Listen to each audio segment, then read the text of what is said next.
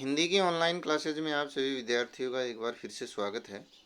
हम कक्षा 10 में एक चैप्टर पढ़ रहे थे अपना लक्ष्मी नारायण रंगा का अमर शहीद। अमर शहीद कौन?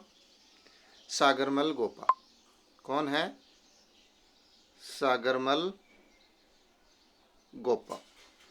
कहाँ के अमर शहीद हैं? राजस्थान के।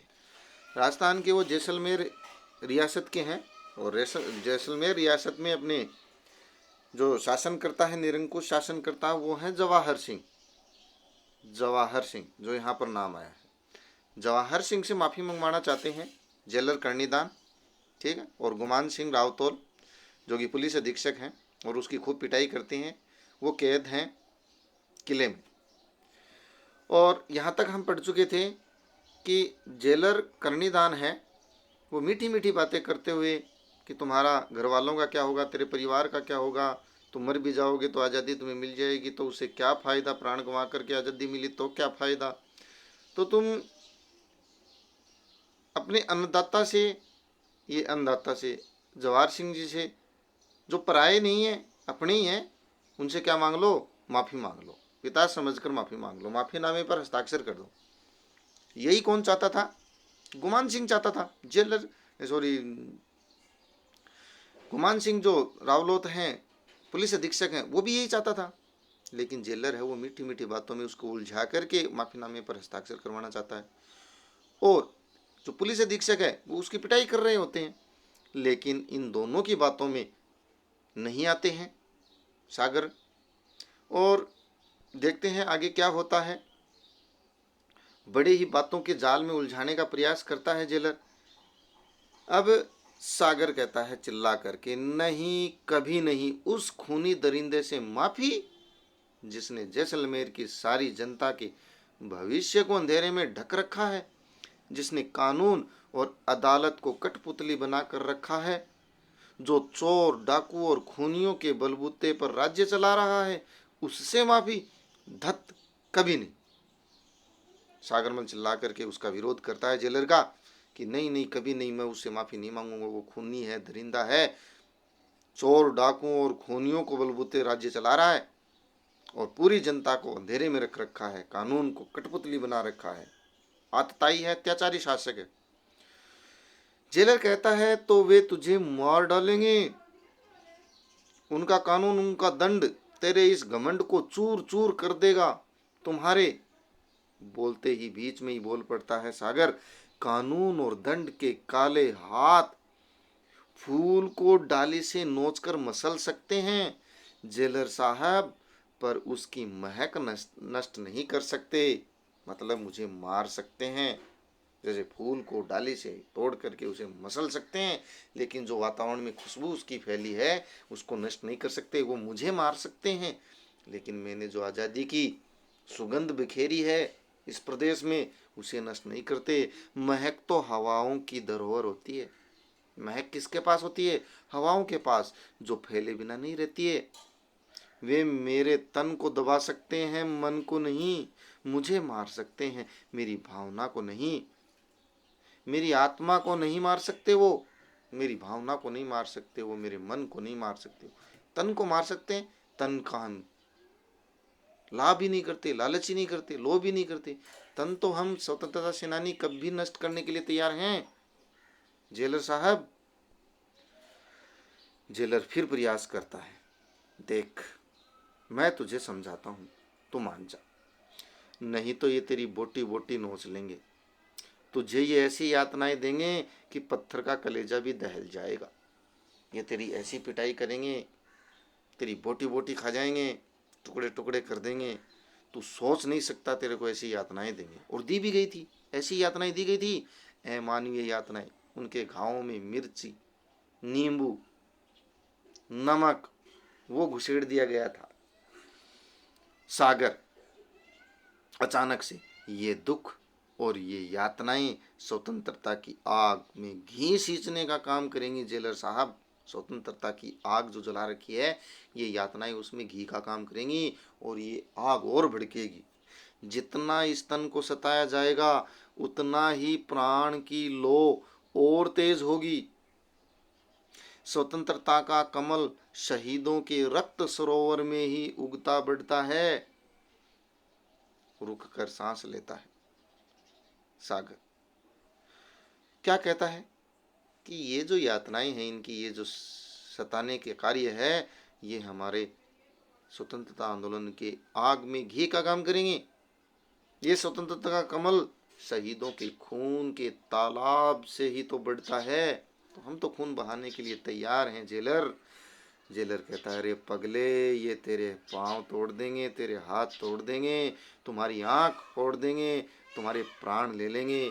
क्यों मरने का काम कर रहा है, तू माफी मांग ले। जेलर फिर समझाने का प्रयास करता है तो सागर कहता है हंस करके, मातृभूमि के दीवाने तन का नहीं मन का जीवन जीते हैं। अच्छा है, अच्छा पैराग्राफ आ रहा है। परीक्षा की दृष्टि से व्याख्या आ सकती है और क्वेश्चन भी आ सकता है। यहाँ से क्या कहता है सागर? सागर के जो पैराग्राफ है वो सारे इंपॉर्टेंट है, याद करने हैं। मातृभूमि के दीवाने तन का नहीं मन का जीवन जीते। हम तन से जीते ही नहीं, हम तो मन से जीते हैं।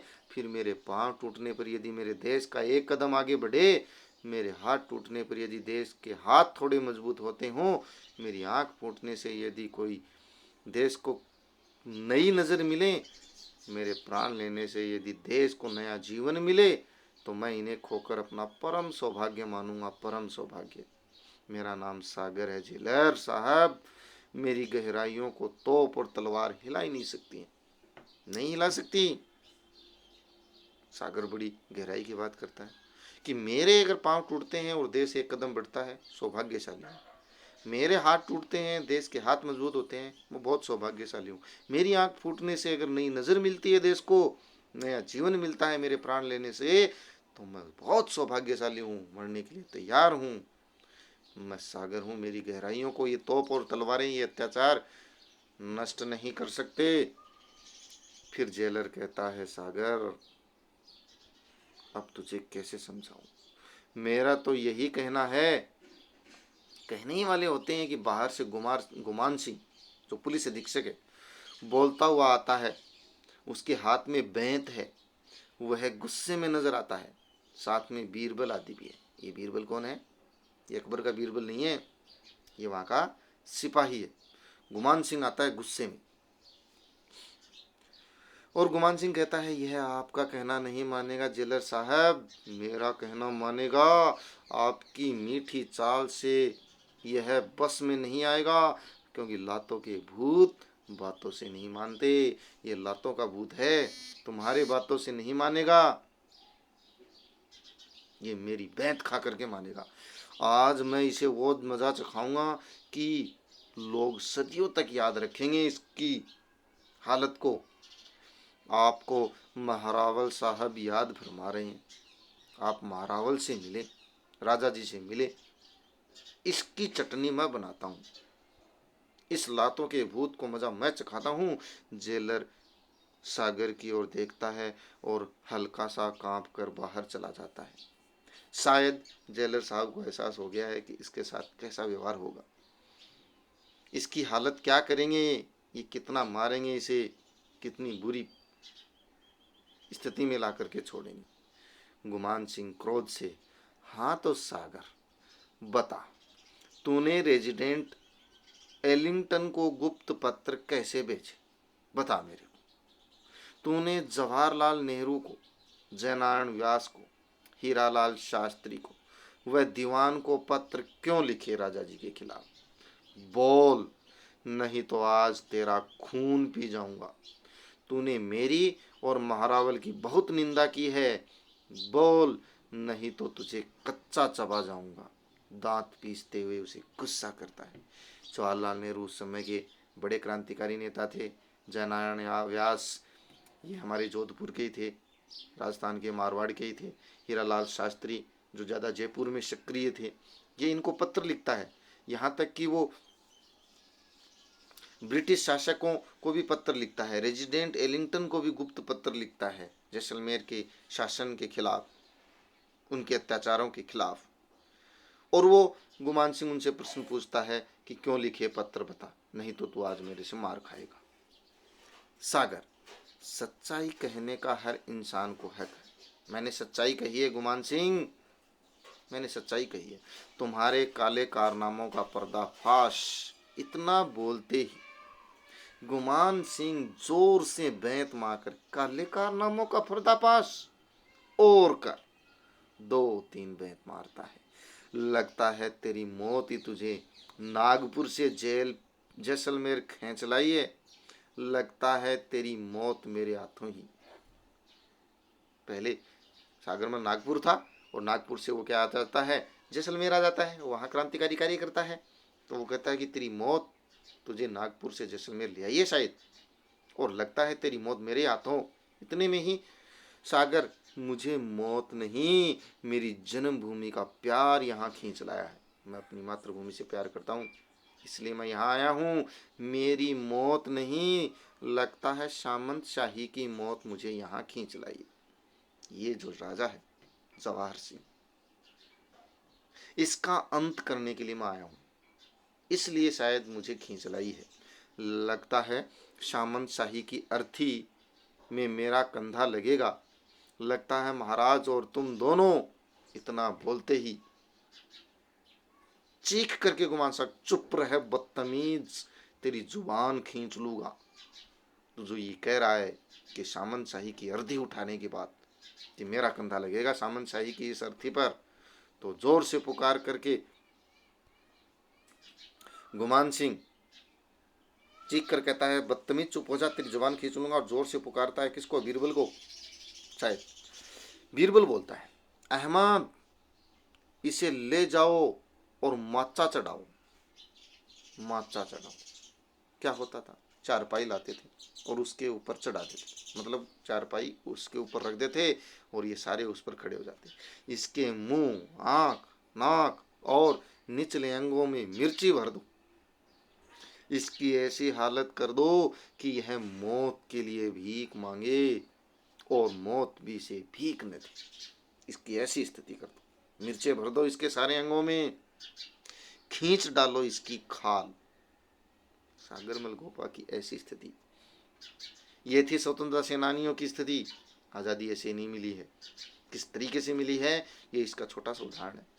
क्या अत्याचार है इसके ऊपर, मानवीय अत्याचार, जानवरों के साथ नहीं करते हैं।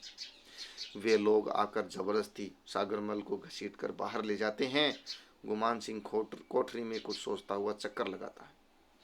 लगता है कोई भयंकर निर्णय लेने वाला है, भयंकर। थोड़ी देर में सागरमल की दिल दहला देने वाली चीखें सुनाई देती हैं और उन लोगों का, सिपाहियों का अट्ठाहस, अट्ठाहस मतलब जोर जोर से हंसना, रावण की तरह। गुमान सिंह भी सागरमल का चीखना सुन करके मुस्कुराता है मन ही मन। सागर, पीछे से आवाजें आएंगी, एकांकी है तो नाटक के रूप में, नहीं नहीं, अरे मेरी टांगे चिर रही हैं, अरे मेरे प्राण निकल रहे हैं, अरे अरे अरे अरे अरे मेरी आंखों में मिर्ची डाल दी, आह, अरे अरे मुझे छोड़ दो, अरे राक्षसों बस करो, अरे ये मिर्ची मेरे मेरे मत चढ़ाओ, अरे मेरे रोम रोम में आग लग गई, छोड़ दो मुझे। थोड़ी देर आवाजें आती हैं, फिर वे लोग हंसते हुए अर्ध बेहोश, आधे बेहोश और आधा होश में कराते हुए सागरमल को लाते हैं। उससे चला नहीं जाता है, लड़खड़ाता हुआ चलता है सागरमल। उसकी आंख में, मुंह में, नाक में मिर्ची दबी नजर आती है। उसके निचले अंगों में मिर्ची की लुगदी चढ़ाई हुई है। उसकी धोती खून से तरबतर है। लाकर वे उसे छोड़ देते हैं, वह धम से गिर जाता है। वे सभी जोर से हंसते हैं। सागरमल दर्द से तड़पता है और उसके मुख से चीख निकलती है, भयंकर चीख। आगे गुमान सिंह हंसता है, खूब हंसता है और हंसते हुए जेब से कागज निकालता है। क्या है जेब, माफीनामा है। और सागर से कहता है, सागर अपनी जान बचाना चाहता है तो मेरा कहना मान, इस माफीनामे पर हस्ताक्षर कर दे, दस्तखत कर दे। सागर कहता है चीख करके, मेरे मौत के पैगाम पर दस्तखत करा ले गुमान सिंह, मेरी मृत्यु के आदेश पर दस्तखत करा ले, पर माफीनामे पर जीते जी दस्तखत नहीं करूंगा। देखिए कितना अत्याचार सहने के बाद, अमानवीय अत्याचार सहने के बाद भी ये स्वतंत्रता सेनानी कितने कठोर थे, सोच सकते हो। हस्ताक्षर नहीं करता है।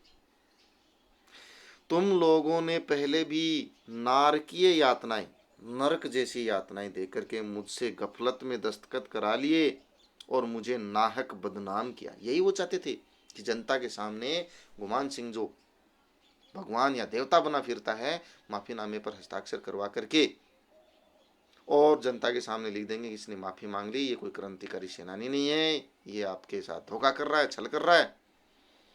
यही वो चाहते थे। लेकिन ये बात सागर मल समझ जाता है, क्योंकि वो कहता है कि इससे पहले भी गफलत में दस्तखत करा लिए थे माफीनामे पर और मुझे बदनाम करवा दिया था। अब मैं हाथ कटवा सकता हूं पर किसी कागज पर दस्तखत नहीं करूंगा। गुमान सिंह कहता है, तू क्या नहीं करेगा, तेरी छाया करेगी। तूने गुमान सिंह का गुस्सा नहीं देखा, देख, या तो माफीनामे पर दस्तखत कर दे, नहीं तो क्या होगा।